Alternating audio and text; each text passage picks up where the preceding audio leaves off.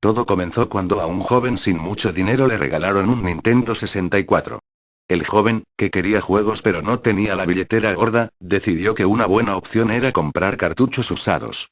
Y estaba de suerte porque justo al día siguiente de que le regalaran la consola, un anciano abrió una venta de garaje en la cual, entre muebles, lámparas, utensilios de carpintería y otros objetos innecesarios, gritaba su presencia un pequeño cartucho de Majora's Mask, un juego de la saga de Legend of Zelda.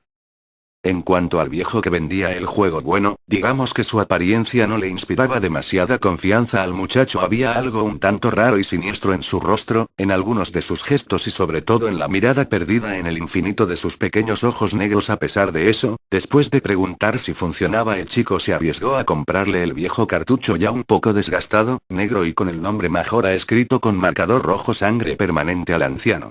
No le preocupó la rara apariencia del juego, pensó que aquello se debía a excentricidades de su antiguo dueño, que quién sabe. A lo mejor era uno de esos góticos extravagantes. Así, el chico se lleva el cartucho sin sospechar que aquello sería el inicio de una larga pesadilla.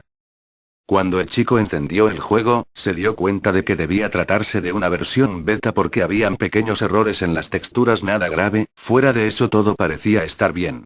Aparte había un archivo bastante avanzado aunque no acabado bajo el nombre de Ben, pero el chico quería comenzar desde cero, así que creó un archivo propio en que bautizó a su personaje como Link. Al empezar a jugar creyó que todo sería normal hasta que, habiendo ya avanzado en la historia, se percató que en definitiva la programación del juego hacía que, sin explicación alguna o patrón lógico perceptible, unas veces apareciera el nombre de Ben y otras el de Link. El chico, que sabía algo de informática, pensó que aquello se debía a algún extraño bug y optó por borrar el archivo de Ben a ver si así acababa el problema. Sucedió justo lo contrario, empezaron a pasar cosas aún más raras, escalofriantes en algunos casos. Comenzó a salir la música al revés, a aparecer diálogos muy extraños, a ocurrir cosas ajenas a la trama normal del juego, a surgir glitches 2, risas macabras de fondo, etc. Y todo eso repitiéndose, volviendo una y otra vez. Mas lo peor de todo vino cuando el juego se reseteó solo y creó un archivo llamado Drowned. Ahogado en español. Fue allí que Skull Kid, el antagonista principal del juego, se le empezó a aparecer todo el tiempo, asesinándolo de forma instantánea cada vez que aparecía. Fue a partir de eso que Link empezó a aparecer contorsionado en posiciones igual o más demoníacas que las que salen en el film El Exorcista. Incluso Link llegó a aparecer de forma tétrica como un Zora que moría ahogado cuando los Zoras pueden respirar bajo el agua. Todo lo anterior resultó perturbador y a veces aterrador para el chico que adquirió aquel maldito cartucho.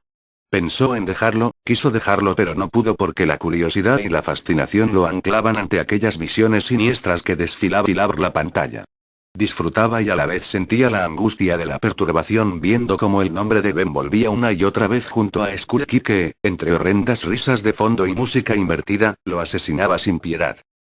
Afortunadamente el chico llegó a un punto en que ya no aguantó más y decidió ir a ver al anciano para que le diga quién era ese tal Ben. Pero el viejo no estaba, había desaparecido junto a las respuestas que de él podía obtener.